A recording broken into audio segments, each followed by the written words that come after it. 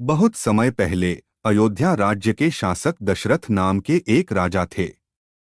उनकी तीन पत्नियां थीं, कौशल्या, कैकेयी और सुमित्रा। पहली पत्नी कौशल्या ने सबसे बड़े पुत्र राम को जन्म दिया।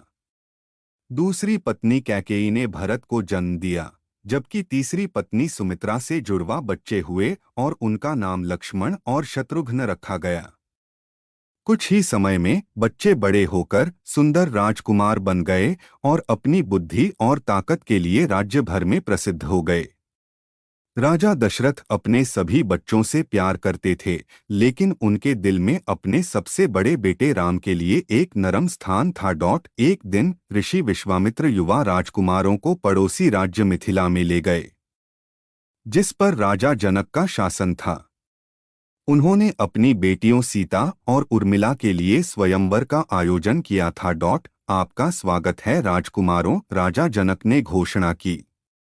जैसा कि आप सभी जानते हैं कि मैंने अपनी दो खूबसूरत बेटियों के लिए इस स्वयंवर का आयोजन किया है और आप में से कोई भी उनसे शादी कर सकता है। हालांकि एकमात्र शर्त यह है कि आपको भगवान शिव के इस महान धनुष की प्रत्यंचा चढ़ानी होगी। कई राजकुमारों ने बारी बारी से धनुष पर प्रत्यंचा चढ़ाई, लेकिन उनमें से कोई भी सफल नहीं हुआ। अंत में राम ने जाकर राजा जनक की बड़ी बेटी सीता को विवाह के लिए जीतने के अपने पहले प्रयास में ही ऐसा कर लिया। उर्मिला की शादी लक्ष्मण से हुई और उन सभी का राज्य में वापस बड़े धूमधाम और शो के साथ स्वागत किया गया। हालात तब तक ठीक थे जब तक एक दिन राजा दशरथ ने राम को राजा बनाने की इच्छा व्यक्त नहीं की। मेरे प्यारे अयोध्यावासियों, मैंने कई वर्षों तक आप सभी की सेवा की है। अब मैं बूढ़ा हो गया हूँ और अपने बड़े बेटे राम को राजा नियुक्त करना चाहता हूँ। राजा दशरथ ने घोषणा की और पूरा राज्य खुशी से नाचने लगा। हालांकि दशरथ की दूसरी पत्नी कैकेयी इस फैसले से नाखुश थीं, क्योंकि वह चाहती थीं कि उनके पुत्र भरत राजा बने। ऐसा सोचकर उसकी सबसे करीबी नौकर मंथरा उस पर मोहित हो गई। उसने तुरंत राजा को बुलाया और उससे उन दो इच्छाओं को पूरा करने के लिए कहा जो उसने उसे बहुत समय पहले दी थीं।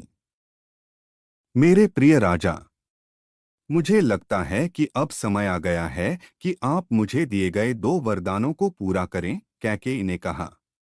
मैं चाहता हूं कि आप मेरे पुत्र भरत को राजा बनाएं और राम को 14 वर्ष के वनवास के लिए वन में भेज दें। बेचारे राजा के पास राम को वनवास भेजने के अलावा कोई विकल्प नहीं था।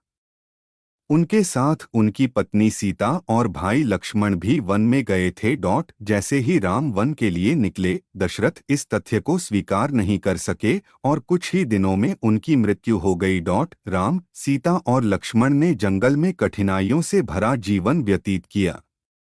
एक दिन रावण की बहन शूर्पणखा ने राम को देखा और उनकी सुंदरता पर मोहित हो गई। वह उनसे विवाह करना चाहती थी, लेकिन राम ने इनकार कर दिया।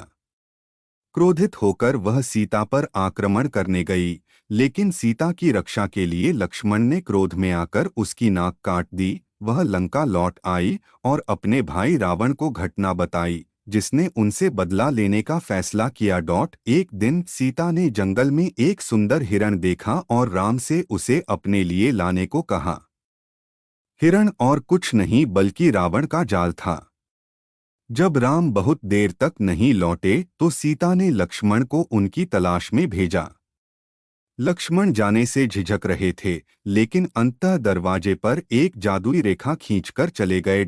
मैं आपसे आग्रह करता हूं कि किसी भी परिस्थिति में इस रेखा को पार न करें, लक्ष्मण ने कहा और चले गए। इसी बीच रावण साधु का वेश बनाकर सीता के पास आया और उनसे कुछ फल देने को कहा। जैसे ही सीता ने रेखा पार की, उसने सीता को पकड़ लिया और अपने रथ पर बिठाकर लंका ले गया। जब राम और लक्ष्मण को पता चला कि क्या हुआ था, तो वे सीता को बचाने के लिए दौड़े। रास्ते में उनकी मुलाकात वानर राजा सुग्रीव और हनुमान से हुई, जिन्होंने सीता को बचाने में उनकी मदद करने का फैसला किया। हनुमान सीता की खोज में लंका राज्य की ओर उड़े और उन्हें एक पिछवाड़े में बैठे देखा। वह उनके पास गई और बोली, सीता माता, मैं भगवान राम का दूत हूँ और आपको यह अंगूठी देने के लिए यहाँ हूँ। भगवान राम ने यह अंगूठी भेजी है और कहा है कि वह जल्द ही तुम्हें बचाने आएंगे।